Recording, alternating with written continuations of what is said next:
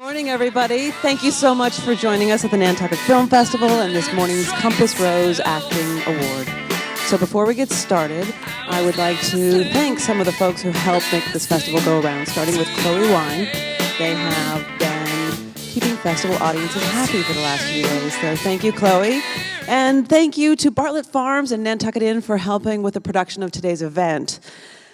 So, as you all know, we are a festival who has a mission that's rooted in storytelling and the written word. Can you hear me? Okay, good.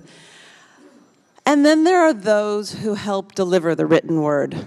There are even those who inspire the writers to write the screenplay. So this award, it was created to recognize actors who have inspired performances and those who inspire writers. How many people here have seen Other People? All right. So for those of you who have not, Molly Shannon's performance in Other People is pure inspiration. It's the perfect balance of heart and pain and comedy and drama. She moves effortlessly from genre to genre as an actor, and it is our honor to give her today's Compass Rose Acting Award. And to do just that, I would like to introduce our host and interviewer, another impressive actor, comedian, book author, friend of the festival, interviewer. He's kind of can do everything. I love him. He's been on this stage before, and we're thrilled to have him back again, the endlessly talented Michael Ian Black.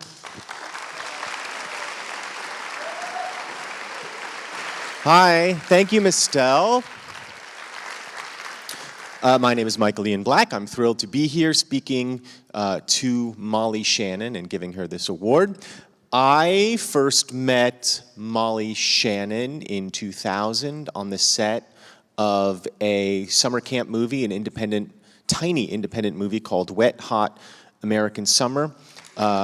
Some of you know it. Most of you do not. It was a tiny movie. And at the time, the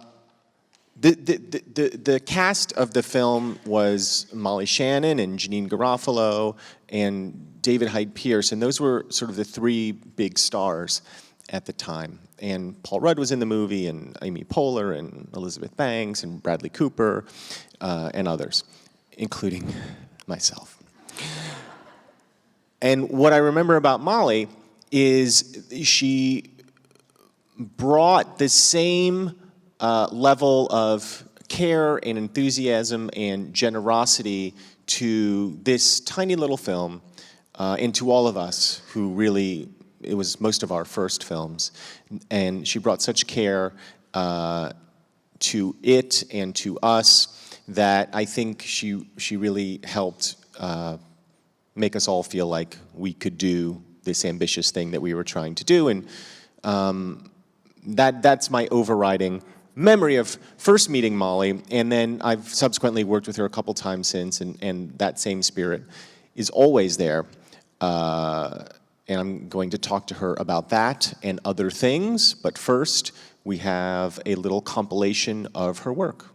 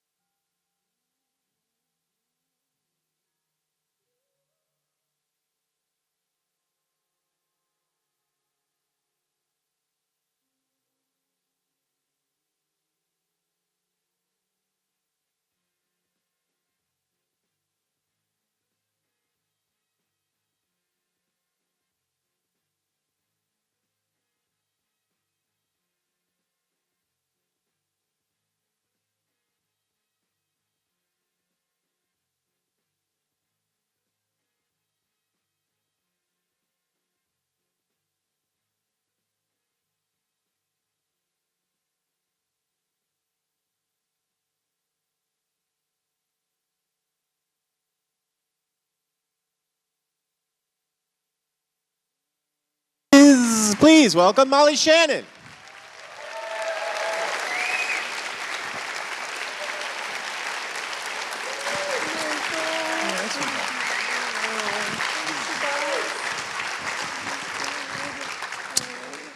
All righty. Hello, Molly. Hello. I just want to say really quickly before we start, it is such an honor for me to receive the Compass Rose Acting Award. From me, thank you. Thank you very much. No, I'm so excited to be here, and I really feel so honored. Well, let us then present you with the award. This is the award. It is the Compass Acting Award, and as Mistel said, is given to actors who inspire through their own writing and through their performances others. The Nantucket Film Festival Compass Rose Acting Award 2016, presented to Molly Shannon. It is an actual compass, and it can tell you where you are facing. And Molly, you're facing right up to heaven, because that's how we feel about you. Here you go. Oh my God. Oh. Do you have? Incredible. I've never gotten anything like that in my life.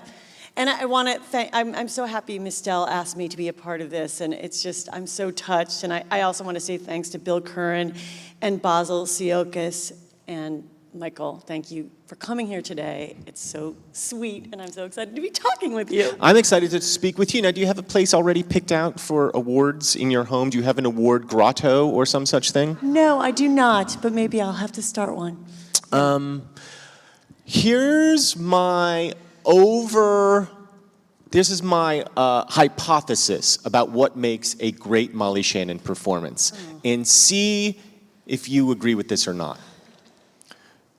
When I think of you and your work, I think of primarily a kind of gleeful exuberance and willingness to kind of do anything, coupled with, underneath, a deep sense of shame. How close am I? Oh my God, that's interesting. I love that. Well, yeah, that would make sense. I think I try to pull from my own life and history and put that in the characters, with also wanting to, serve the writing. So I probably do both. So the deep shame, that's interesting. Yeah, I know what you mean. Well, there's something very vulnerable about you that I feel like undercuts all of the insanity that you do. Yeah. And I'm interpreting that as shame, but it might just be self-projection on my part. No, that makes sense. I think it was funny, like I was saying this to a reporter yesterday who was interviewing me, and I've always felt like being a comedian, I never liked when comedy got too cool for school, like cool comedians hanging out, because the whole reason I was initially interested in comedy and just acting in general was kind of because I felt like an outsider. And so I never like it to feel too cool or something, because I think because I struggled a lot when I was little, I always kind of felt like I had to work really hard to catch up. So maybe I put that in my work. When you say you were an outsider, what do you mean? I just mean, well, my mom died when I was really little in a car accident, so my dad raised my sister and I alone.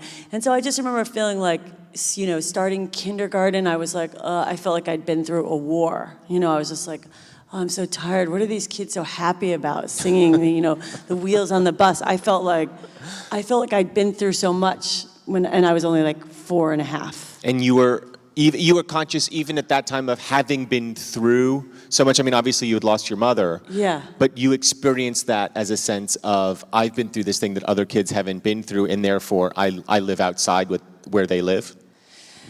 I did feel that way. Yeah, I did. I did.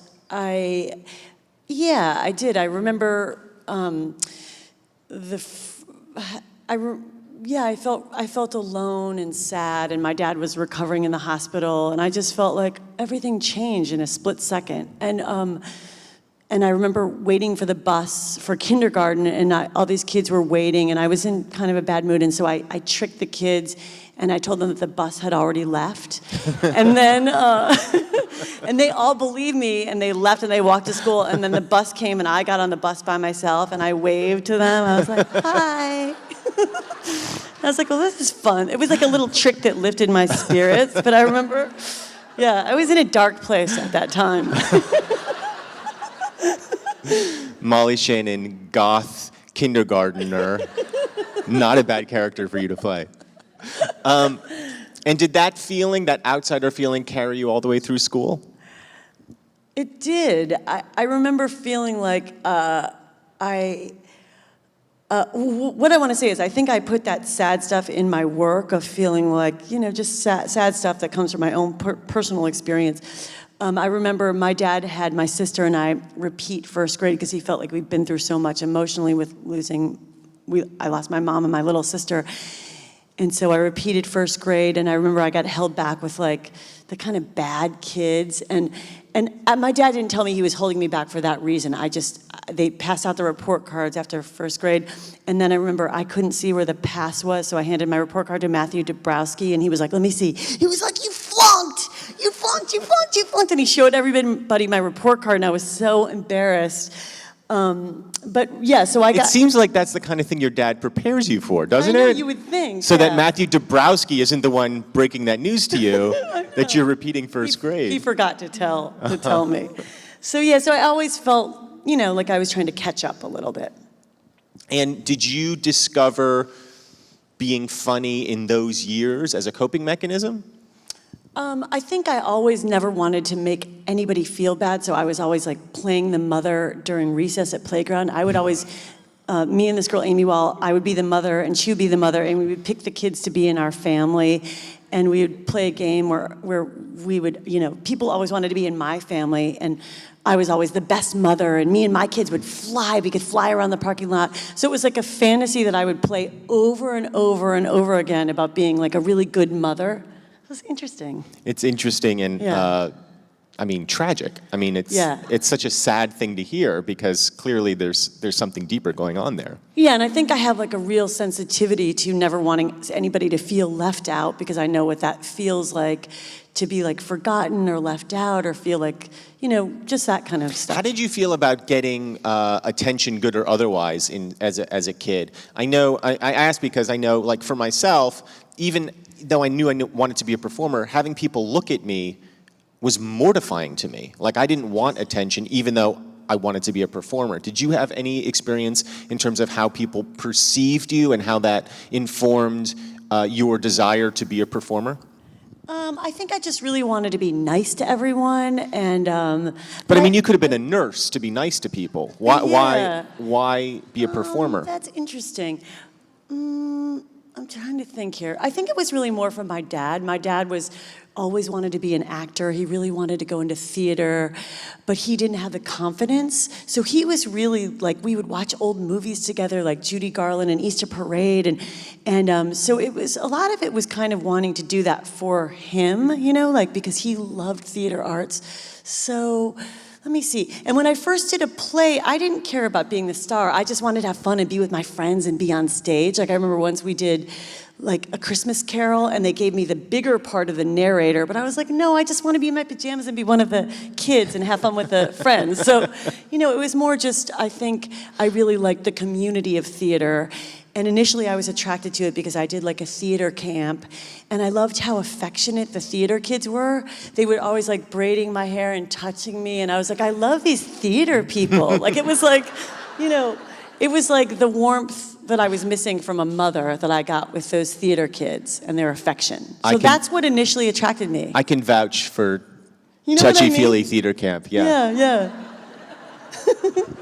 All of my first and best sexual experiences occurred at theater camp. So when you left high school, you graduated from Shaker Heights High. You grew up in Ohio. Grew up in Ohio, yes. I went to a small school called Hawkins School, but my sister went to Shaker. And then did you know as you were heading towards college that you were going to pursue theater? To pursue theater? I knew I did. I really wanted to become an actress. My dad was worried. He's like, I want you to be happy. He was very worried about my happiness. And but I think when I was in high school, I was a little embarrassed to tell everyone I want to go to drama school and be a professional actress because I thought, I don't know if I have the goods. But my dad was very encouraging. He did just worry about my happiness. But I remember thinking, you know, at least, even if it takes me years and years and years of struggle to make it, I at least wanted to be pursuing what I loved. And I felt like that would be a meaningful life, even if you're trying for what you want. And I still have that same philosophy. Like, it's not some end result. It's really just enjoying being creative and doing what you want and having work that gives you meaning, you know? That's the way I look at it. Did you consider yourself, I'll rephrase it a little bit, because you strike me as somebody who doesn't have the same kind of white-hot ambition that you see a lot of actors with, but at the same time, I know being in this business, you can't succeed without at least some of that ambition. Yeah. So did you have that ambition, and has the nature of your ambition changed over the years as you found success? I love that question, Michael, and I think I was really driven to make it, and I did shows in Los Angeles. I did these comedy shows called The Rob and Molly Show. And in those shows, I did characters that I eventually brought to Saturday Night Live. Like in that show, I did Mary Catherine Gallagher and Sally O'Malley. And I would do the show for 100 people a night or 200. And people would come up after and go, I loved your show. And I was like, oh, thank you, thank you. But I always felt like there was like an ache in my heart, like someone's missing. It was like a longing of like, no, someone's missing. It was like a terrible ache. And then, so I was like, I couldn't quite be happy. I just couldn't take it in like that people liked it. It wasn't enough. And then I was driven to keep doing the shows and work harder. And I really did want to make it. And then eventually, Marcy Klein, who was a producer of Saturday Night Live, came and saw one of those comedy shows and invited me to audition. And I got the part on Saturday Night Live, and I was so excited. And I had struggled for so many years before that. I worked in restaurants, and all my customers that came into the restaurant, I would take their name and number and invite them to my stage show, and I would cold call like 500 people to pack the house. And I can't imagine a worse thing to do to a customer at a restaurant than be like, by the way, come see my show. Yeah, I know, very actressy. But I would not even remember. I'd be like, oh, Megan, red hair, her boyfriend's a lawyer, and then I would just call and invite them, and then go, oh my God, Megan, and I'd look at all my notes to see who I'd invited, and so when I got Saturday Night Live, I remember I performed. So I went from doing doing my show and my characters for hundreds of people to then millions. And I remember thinking, oh my God, this is so cool. Saturday Night Live has a band here, and I don't have to pay for the band myself out of my waitressing money, and I could reach so many more people. But I remember at the peak of SNL, I got so depressed because I was like, oh my God, there was still that ache, and I was like, this does not, you could be famous with tons of people in the whole country knowing who you are, but it still didn't bring my mother back because she was really the only one I wanted. I was like, there's somebody missing, it's her.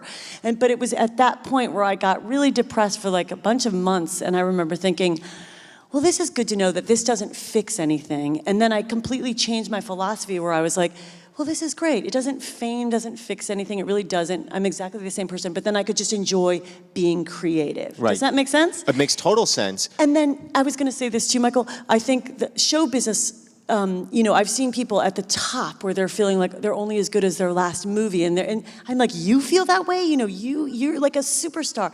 And so seeing that, I think I was like, you know what? Just enjoy where you are. You never feel that way, so you might as well just enjoy the process of being creative and getting to make movies and these opportunities. And to me, I'm just a happier artist, and I try not to buy into feeling like you don't measure up, because for me, that's like an old childhood story, feeling like you don't measure up. That you're not enough. It gets so boring. So I try to really enjoy my life on Earth as an artist. It sounds like maybe you've gone to therapy. You spend any time in therapy, Molly Shannon? Because if you haven't, you're the most well-adjusted person I've ever met. That's funny. Oh my God. No, but you know what I mean. It can be so hard. Well, I've gone on a similar journey, but mine had less to do with therapy and more to do with antidepressants. I think a lot of people are fascinated by the institution of Saturday Night Live. Do you remember, I know the answer has to be yes, but can you describe for those of us who have never been in the room what it's like to audition? Because I've heard nightmarish things about the audition process for SNL. It is. When I was auditioning, they brought a bunch of girls. We all flew on the plane together, and they put you up at a stand-up club. We were at Stand Up New York, and they give you 5 minutes. And I remember it was nerve-wracking because you're all on the plane together, so you see all the other girls auditioning. But I did a thing where I called Marcy Klein, who's a producer, and I would ask her, would it be okay if I bring my comedy partner? And she'd go, yeah, bring him. Because she would say, call me for advice. So I called her for advice. And I'd say, can I bring wigs? And she was like, bring wigs. But then when I showed up at the audition, the girls got really crazy, like, you brought your comedy partner? I didn't know we could do that. And I said, yeah, I just called. And they said, yeah. You brought wigs? We didn't bring wigs. There was like a hysteria kind of backstage. And I just remember thinking, again, I was like, I can't believe that I've come this far. I was like a girl from Cleveland, Ohio, who really struggled and went through hard times. And I was like, just the fact that I'm being flown to New York City, being put up at the Paramount Hotel, I was like, this alone makes me feel like I can't even believe I've gotten this far. So I really did have a spiritual experience about just being like, I can't believe I'm even being asked to audition. And I tried not to buy into what all the girls were saying and didn't pay attention. And a really good friend of mine walked me around the block, so I didn't listen to that. And I just went in and I thought, I just want to be a really good actress. I don't care if I'm like the funniest. Because as a matter of fact, the audience that was there thought they were going to see stand-up. So they were not really laughing. They didn't know they were going to see people doing characters. So it wasn't like we got big laughs. And I remember doing one character. Oh, and also the person who was, who had, invited us to audition, said, whatever you do, do not do that crazy little character from your stage show, Mary Catherine Gallagher. If you do that, you'll never get hired. Wait, who said that? I don't want to say what her name is. But she was the woman at the time who was the SNL recruiter. She said, you'll never get hired, don't do that dirty little character. And I was like, okay. And so basically, I was just trying to be a really good actress. I started doing my character, and I remember there was no laughing, and I was like, oh God, I'm tanking. It was like crickets. And I turned around, and I put my glasses on, because you would like change into your next character. And then I did the next character, and I just thought, just be a really good actress and just commit. And I remember Lorne Michaels was there, and Jim Downey, and Chris Farley, and then I went ahead and kept performing, and then I did get the job after that. So wait, did you do Mary Catherine Gallagher? No, I did not do Mary Catherine for the audition, no. Interesting. Because she told me not to, yeah. Right, because she's so filthy, that Mary Catherine. Yeah. But then when I did do it eventually on the show, I remember putting it at the read-through table, and Lauren picked it for the show. It was Gabriel Byrne was hosting, but I think they didn't really understand what it was physically, because you're just reading it. So they would say, oh, she falls into chairs, and it wasn't reading as funny. And then they pick from the read-through, they pick the sketches that will go on to the show. And during the day of the show, you get to rehearse them. But they usually have many sketches that will be cut. So they pick a lot, and then there will be like 6 or so that will be cut. And I think they didn't really believe in that sketch, because it ended up not really getting a rehearsal time during the time before dress rehearsal. And it was like the dinner break, and they're like, we're sorry, we didn't get to your sketch, because it was low on the list. And I was like, oh, they don't know what this is going to be. I didn't even have time to rehearse it. And then for the dress rehearsal, I thought, so there's a dress rehearsal show at 8 and then the live show at 11:30, and they're testing out to see what's going to make it to the live show. And I thought, I really got to show them what it is during the dress rehearsal. And it was the very last sketch for the dress rehearsal. And I remember I just went crazy and showed them and did it, and it got a great response. And then you go into Lorne Michaels' room between dress and air to see what made it to the show, almost like seeing if you're in the play. And I remember it got moved from the bottom of the dress rehearsal order to the very top, to the first sketch. And I was like, yes! Yeah. And so that really changed, that changed stuff for me. Did you notice a change right away after that sketch?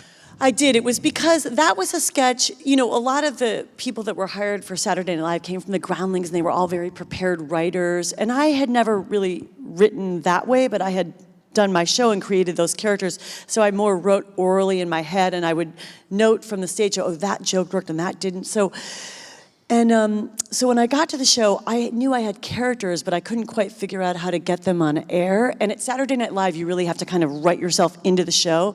So I remember feeling like, I have characters, I just had to figure out how to get them on air. And I'd hear all these other people like typing and laughing and submitting their sketches. And so it was a little bit of a learning curve to figure out how to pull what I did in my show to get it, on on the show. And I met a writer named Steve Coren, and he was the person I wrote my first sketch with. And he goes, well, I have this character that it went really well in my stage show. And he's like, and I showed him a picture of the character.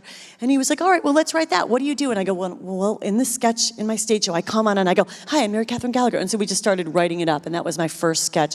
And it was a great lesson in that if you write from within, how people will respond. Because after I did it, so many people were like, I have a cousin just like that, or that reminds me of my sister. Like, I would get people on the street coming up to me, and I was like, I couldn't believe that so many people related to it, when really what I was writing was a very exaggerated version of how I felt as a little girl, like anxious, breaking things, passionate. I wrote an exaggerated version of myself. You mentioned a moment ago that a lot of the people from SNL had come from the Groundlings or SNL, and one of the things that I guess I hadn't really thought about with you, but started thinking about as I was preparing for this, is that so many people on SNL you think of in packs or in cliques, like Amy Poehler and Tina Fey, or like Adam Sandler and Chris Farley and David Spade and that whole group. But when I think of you, I always kind of think of you as sort of charting your own course without that same group around you. Was that your experience at SNL? And did that have something, is my impression correct? Yeah. And did that have something to do with coming from your origins as a one-woman performer? Maybe. I think it was just such a tough show that I was just trying to survive there. Initially I started with Sherry O'Terry and Anna Gaster, and we would all write stuff together. But then I think, when I was there were people being fired a lot, and I was like, God, I just want to survive, So I think it wasn't like some thing of like, I'm just going to be on my own. I just was like, I feel so lucky that I got this break. So I think I was just thinking about myself and how to survive and stay on the show. You were being a selfish bitch. I get it. No, I get it. A lot of people have the impression, I think it's changed now, but I think when you were on, that that group, particularly in the early to mid to late 90s maybe, was very male-dominated, very male-centric. You've said in interviews that you didn't experience that it was really more a question of whether you could write your way onto the show or not. Is that how you felt about it, that you didn't feel that kind of male domination? Yeah, I didn't think about that too much. I mean, I remember thinking, I don't think it's good if girls are always reacting to men. Like, just be a girl and write from yourself. You don't have to be like, yeah, we can do that. We're girls, we can do what you do. I just always would rather, not pay attention and still come from inside, so I'm not reacting, But because I felt like it doesn't really get you anywhere, and, the boys are just writing stuff they know from inside them, and, just be a girl and write from yourself, and they're not right about your to period. Get you. No, I get it. Right about your period. Right about. Yeah. That's all girls think about. Oh my God. Yeah. What was the decision? What was your decision to leave SNL? How did that happen? I think because I liked the show so much and I had so much respect for it, and it was one of my biggest breaks. I wanted it to have a good ending because of the abrupt way my mom died when I was little. I really like good endings where you end really well, and so I really wanted to tell Lorne in advance, and my dad was sick at the time. He had cancer, and I wanted to spend time with him, and I also was dating my husband at the time, and I really wanted to develop a personal life for myself. I had been so work-oriented, so it was really a decision of like, I wanted to leave when I still loved it, and not overstay my welcome just because I'm comfortable. And so I left on a really good note, and I'm still really close to Lorne, and I formed a personal life for myself and got married and had children and created a full life for myself. You just talked about your desire to have a sort of proper goodbye and a personal life and developing relationships. The film that you brought here to Nantucket this year, Other People, is entirely about that. It's entirely about this character, your character, saying goodbye over the duration of a film, and your son, played by Jesse Plemons. Yes, I can't. Forgive me for not remembering his. He's a okay. wonderful actor. Yeah. Sort of taking on that role that you're talking about, being with the parent in their time of illness, and he's developing his personal life. And when you read the script, were those parallels evident to you? those parallels in terms of your life and what was going on in the script of Other People. Yeah. Well, Chris Kelly, our amazing writer-director of Other People, just wrote a script that I found just breathtaking. Has anybody seen the film yet? Yeah. And so, yes, the fact that he gets to,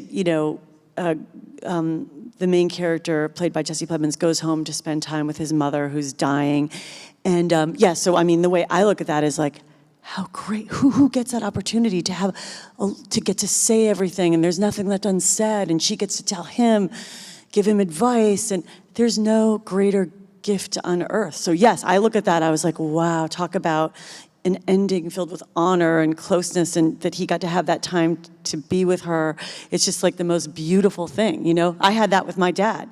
I was so happy I quit the show because I remember he called me on the phone and we had like a 90-minute phone call, and then he died a few months later, and then he couldn't speak to you because of cancer.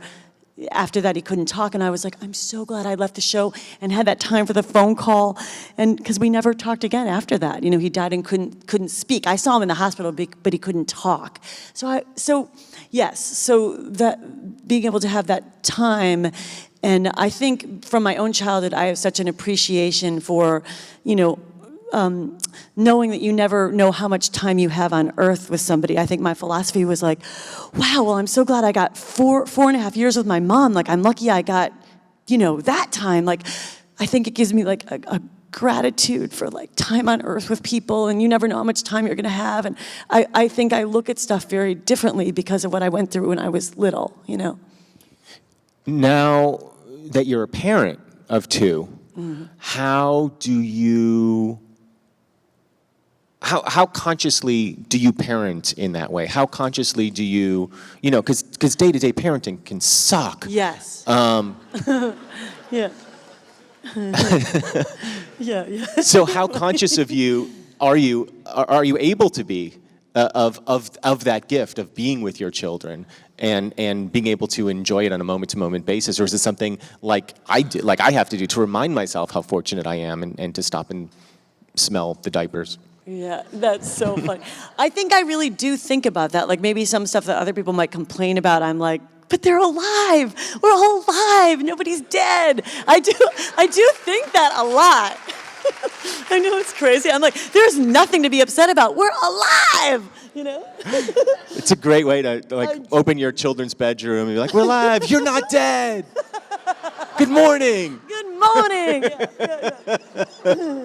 Yeah. Have you taken? I mean, this may sound like a dumb question, but I know, like for me, both my kids when they were babies were just so hard. Were you able to take pleasure in being a parent of of newborns and little kids? Was that a pleasurable experience for you? Yes, it was so pleasurable. It's funny. Like the character in the movie, she says, "All I ever wanted was to be a mother." And I got to do that 3 times. And so I think when I read the script, I read that line and I was like, I relate to this so deeply with my heart and my soul, as all I ever wanted was to be a mother. Well, you were the mother on the playground. Yeah. I was like, I'm the mother, I'm going to be the best mother. So I understand that feeling, like how badly you want to do that. And that character in the movie got to do that. And when you want that, there's no greater gift. Who knows how long you have to live, but I feel that way. Like I feel like so happy that I got to do that, and I think about my own mom, so I forget what the question was, but yes, I think I really. I'm like everybody else. I'm just enraptured. My husband's in the audience, so I think he would say that I like being a mother. And I always ask my kids, I'm like, do I seem like a stressed out mom or like a happy mom? And they're like, you seem happy. So you seem happy, Mom. You're fine. Yeah. You're fine. We're all fine. We're not dead. It's fine. Yeah. Oh my God.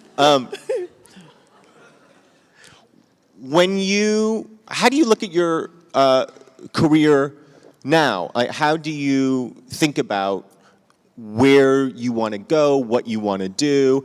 And I don't know if this is the case for you, but I think a lot of times there's the mistaken impression of actors that we're constantly sifting through scripts about what to accept. I know in my case, it's who will hire me. And I don't know if you're at that place or you're in the place where you're sifting through scripts, but how do you approach this next phase of your career? I mostly still just go by if it feels fun or not. I mean, of course, like getting a script like other people, I felt like the luckiest girl in the world. Like people have asked me, how did you decide to do this? I'm like, decide. I felt so lucky that Chris Kelly thought of me and asked me to do that part. I was like, just to be offered such an exquisitely written, funny, dramatic part, I was like, thank you, God. Was any part of you like, I couldn't be the mother of a 30-year-old? What the hell is this? Oh my God, no, I never think that, no. So I think, I don't have some plan. I think mostly I still try to keep a very positive attitude about it, and I mostly go by, does this feel fun or not? And if it doesn't feel fun and I feel kind of bogged down, I don't do it. But if it feels fun, I do it. That's kind of my attitude. Because I do feel like my kids are little, and time with them is so precious that I don't want to miss that time with them unless I'm really enjoying myself and having fun and loving it. Yeah. I have some questions from the audience in my pocket that I would like to get to. Okay. Ooh. This relates a little bit to what we were talking about. Have you seen a shift in women's roles in filmmaking in general, in specific parts? Well, it feels like there's a big resurrection lately of these independent movies that are being made, which is so wonderful about the Nantucket Film Festival, honoring many of these movies and supporting screenwriters and storytellers. So I feel like there's a resurrection of these some lower budget movies that are made without studios and then made first, they get the financing, and then they sell them later. And I feel like it's a real exciting time for writers and storytelling. Like there's so much more material. So personally for me, I'm like, I can't believe I'm doing these great roles at my age. So, and I feel like the writing in television is better than ever. And so I feel like it's a great time for women.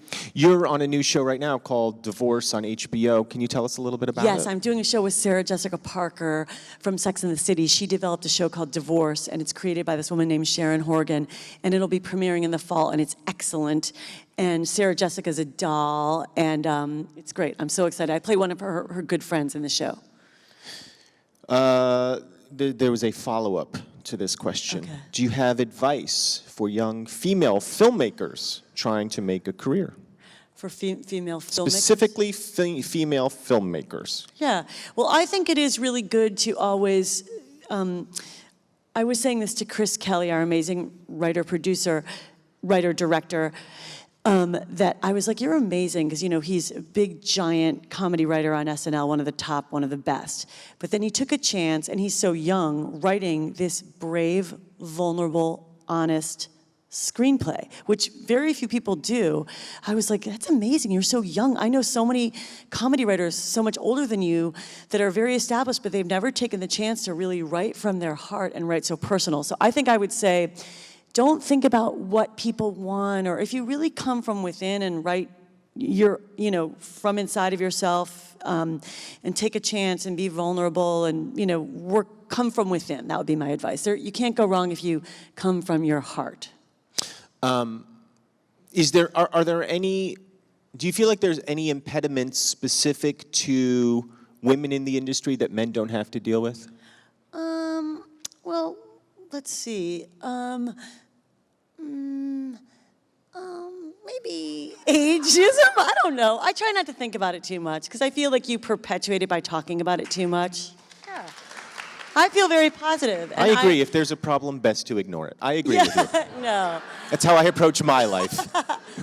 No, I try not to think about it because I feel like when I have gotten that way, like, that's no fair. They make all those comedy movies for boys. And it just makes me angry and doesn't get me anywhere. So I always try to just not get too stuck in that and focus on the people who do want to work with me. And I think I have enough relationships with my own group of people who do want to work with me that I choose to embrace that instead of being like, why won't they work? It's like a bad pattern. Like I'd rather be like, I do have my little group, and let's just enjoy the group that does want to work with me and focus on that and create more of that. How did the role on Divorce come about? Was that just offered to you, or were you auditioning for that? I actually had to test for that, and so I had to fly in and test for that, and they put you in a room and they bring in all the girls that are the finalists, and they don't let you see the other girls auditioning, and Sarah Jessica was there, and she was really lovely, and she came in and rehearsed with me, but it's really stressful. They fly all the executives from HBO, and you go into a room like this with just the executives. There were maybe like 14 of them, and you have to do the scene on stage. I had to do the scene on stage with Sarah Jessica. At a high school? That's like, really weird. It was at HBO, but it was on a stage. And I was really nervous, and I felt so lucky to have gotten the part. It seems like your performances are always so emotionally open. Is that a struggle for you, or is that just who you are? Are you able to access that with some immediacy? Oh, thanks. I try to access that by thinking about, I went to regular, even though I got known as a comedian, I did go to NYU drama school, so I took all the acting exercises about emotional recall, and so I try to use all that stuff I learned in drama school in the acting and pull from my past and put that in the work, with also using stuff that's in the writing already with the character, like kind of a little mixture of both. But yeah, I try to use that, and I think what helps with that is just to, be present, and but it's not easy, yeah. This is something that I just have to ask, almost as an aside, because as I was preparing for this, it really made me laugh. I've noticed when you do talk show interviews, like if you Google clips of Molly on Conan or Seth Meyers or what have you, you probably all know this, but when you do these interviews, you know ahead of time what the host is going to ask. Yeah. And you listen with such attentiveness to the host. And you always have this look on your face like, what is this guy talking about? I do? Yes, even though you know exactly what he's talking about. That's so funny. Really? Yeah, well, I'll give you an example. Like, there was one where you had a SWAT team in your backyard. Yeah. And Seth Meyers?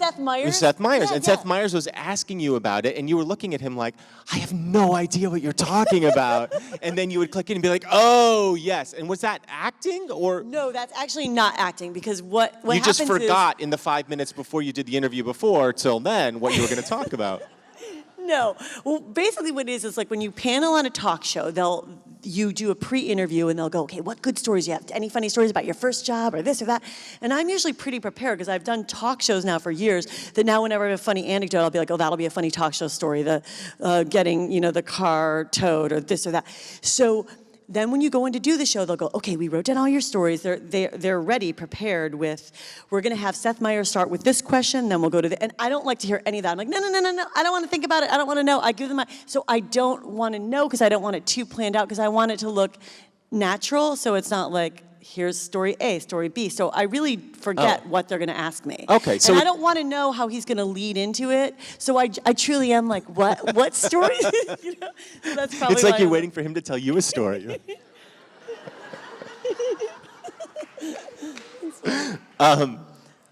Here's a question from an audience member. Were you ever physically hurt from your SNL sketches? Because they are so physical. Oh my God.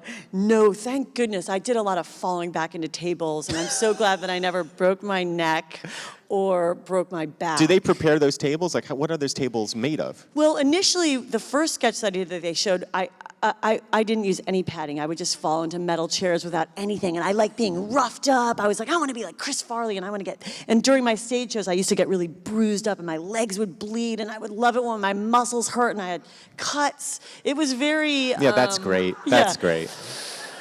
It was actually very reckless. It was in a different period before I had kids where I didn't care, and it was almost like I was too wild and really like punk rock. Like I didn't care and I wanted to hurt myself, and I was in a reckless, state of my life. But now that I have kids, I don't want to do that. I want to be really responsible. And but people would ask me once I got on television, do you ever get hurt? Do you ever get hurt? And it started to freak me out because so many people would ask me after I got on SNL if I get hurt, that then it started to scare me.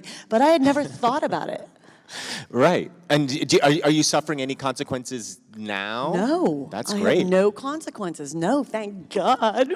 Knock on wood. I did a lot of stretching, and before I would perform, I would stretch. All right, so you weren't being a total idiot. You were like, I knew I need to prepare for this a little bit. Exactly. All yes, right. yes. Yeah, I was physically prepared. Somebody wants to know about the character Sally O'Malley. Do you guys know Sally O'Malley from SNL?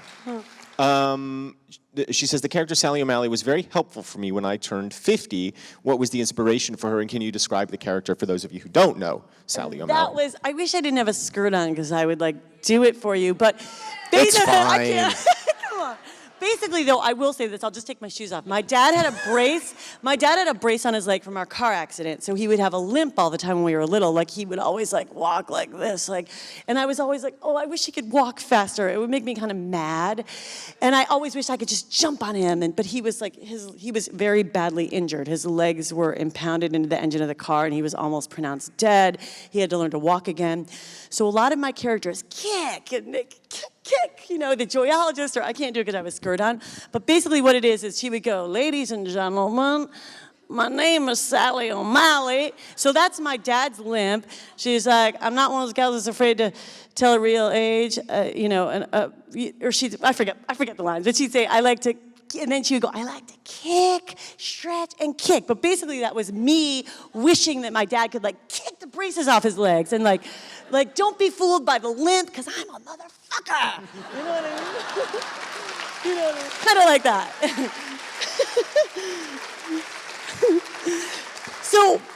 But it was funny. So a lot of the characters that I do are impressions of my father. Like the joyologist is me doing an impression, and that joyologist kicks too, so I think that was my father in a manic mood where he'd be really like, oh, I love it, I love it, I love it, I love it. Or he'd just be really manicky and excited. So many of them were versions of my father. Isn't that funny? But disguised as women. I get it. Yeah. It sounds like so much of your sketch work, at least, is about characters claiming power. Yeah. Do you... Or surviving. Uh-huh. Like Mary Catherine Gallagher, it was a dance of the original format for the sketch was that she comes on and she's auditioning for a David Lynch movie and she misbehaves and gets too bad. And he's like, Mary Catherine Gallagher, you get down here. And then he sends her away. But then he decides, you seem crazy, you got the part. And she's like, superstar, So it was a little dance in that she's trying really hard, then she's really bad, she sabotages herself, but then she does get it and she succeeds. So it was a little kind of dance of survival. And now, in your life, do you feel like you, Molly Shannon, have claimed that power and claimed that survival? Oh, I hope, I'm trying, yeah, and I hope so, yeah. Thanks, Michael. I feel just getting to do a role like this, I'm I feel so lucky, and I feel I love, I feel you can get selfish being a performer, but I always try to think about, I love extending myself to people, and it makes me feel so good when people come up to me and they're like, you've made me so happy and you make us laugh. That is really what it's about, is to make people feel good. It's not about yourself. And so yesterday during the screening of other people, I looked down the aisle and I love looking at looking at all of you, and I like to think about people, what movies do for people in storytelling and how you can make people forget about their troubles or whatever. I just like the extension of oneself. I feel that's really what it's about. And if ever I get off my mark, I always try to go back to that, Yeah. I'm going to steal something from myself. I do a podcast called How to Be Amazing, and you would be an amazing guest on it. But at the end of the podcast, I do something called the Amazing Five, where I have 5 categories of things, and I will ask for a recommendation from you, Molly Shannon, in each of these categories. Okay. Things that you love in your life that you would recommend to others. Okay. So as we wrap up today, I'm going to do the Amazing Five with you. Okay, great. I would like to start today with, since we're at the Nantucket Film Festival, a film, or it could be a television show that you love and would recommend to others. I love, Terms of Endearment. Terms of Endearment. I love that movie. Yeah. Yeah. And Or The King of Comedy. right, also Yeah. great. But Terms of Endearment plays with a lot of the themes from other people. It's similar in a way. Yeah, strong characters. I love that movie. Yeah. Yeah. And King of Comedy, do you guys know that movie? I love that movie. Martin Scorsese, It's amazing. Robert De Niro, and Jerry Lewis in an amazing performance Yeah. about about searching for fame and somebody trying to find and claim their own power. It doesn't matter. We're not going to talk about themes, thematic, what resonates with your life and how you're just like the psychopath Jerry Lewis in that film. Doesn't matter. Okay, so the king of comedy in terms of endearment. Next, music. Music, let me see. How about Judy Garland? Because my dad loved Judy Garland, and it was like a big theme in our house growing up, and he would always clean the house and then play Swanee, and that meant the house was clean, so it's like a memory from my childhood. And this is funny, too. My dad would get stressed out cleaning because he had to take care of 2 little girls and keep the house clean, and so we went through a period where he would take like a little speed and then stay up all night and clean the house. And there was one time where my sister came into my room, the sun was rising, and she was like, "Daddy is still downstairs cleaning." And I was like, "Really?" And so we went down to the basement, and he was like doing laundry. I have to put the mic down, and smoking a cigarette and like scratching himself in the speed.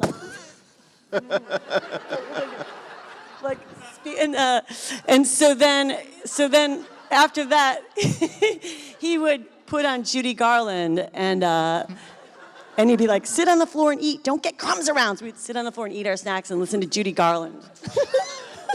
Crazy. It's true. Where was he getting speed? Just like diet pills or something? Because back then, I mean, you could just take diet pills and it was speed. It was called Dexamil. It was a combination of an amphetamine and a tranquilizer. Perfect.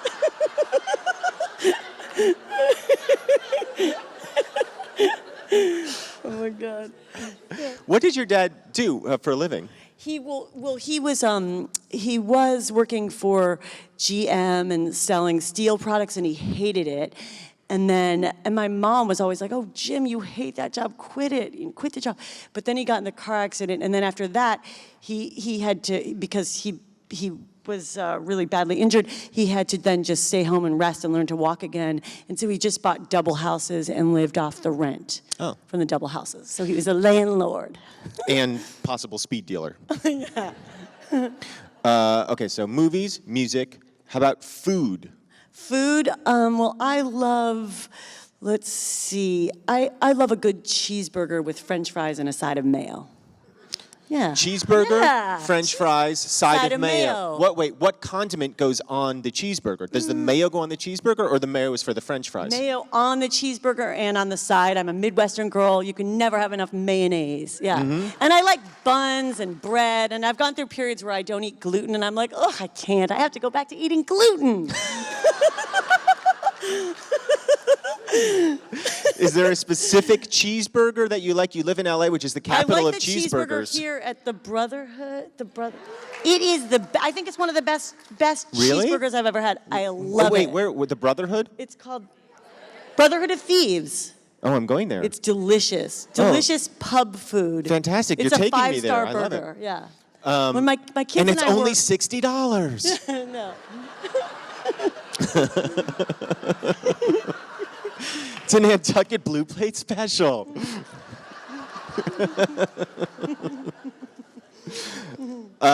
Books. Books. Let's see here. I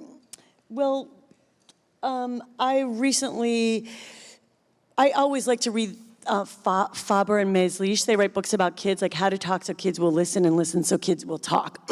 That's a book I brought with me on the plane. I love like learning about motherhood and parenting and trying to be a better parent. I read a lot of books like that.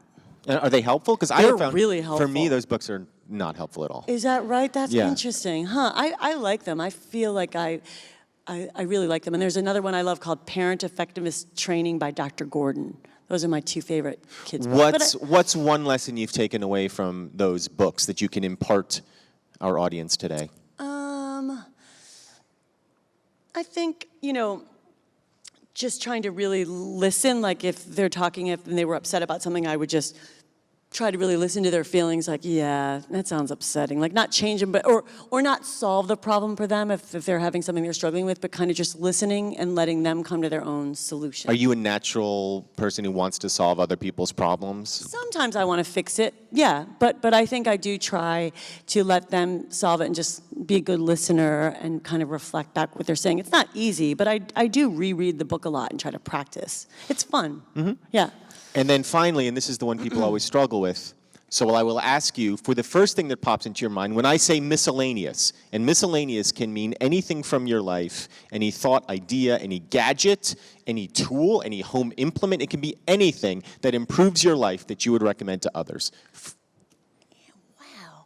You know, first thing that comes to mind. There's always something that flashes into people's eyes, and then they go, no, that's stupid. Wow, well, gosh, the first thing that came to my mind was a humidifier, because I sometimes Perfect. That's a perfect answer. Humidifier. Why a humidifier? Because I have such a big mouth. I love to talk, and my husband's always like, "You like to yap," you know. But basically, sometimes I get hoarse because I do give a lot vocally, and so I have to learn to take a deep breath, turn on the humidifier at night so I don't get so hoarse, because I love communicating, and so I don't want to be like Joan Rivers, you know, when I'm older. So I do want to keep my vocal cords moist and hydrated. Is there a specific humidifier that you have? I mean, have you been... Just a cheap Vicks humidifier from Yep. the Dwayne Reed. Yep. See, that's like a perfect answer to me of miscellaneous. Okay, good. Humidifier. Yeah. It's so grounded and earthy. Like, yeah, I need a humidifier in my life. Well, audience, please join me in thanking and congratulating Molly Shannon Thank you so much. for all your work. Thank you. If you haven't seen it, her performance in Other People is fantastic. I don't say this casually, but Oscar worthy, really. Like so human and feeling and true, and really, really fantastic. So thank you, Molly Shannon, and thank all of you for joining us here today.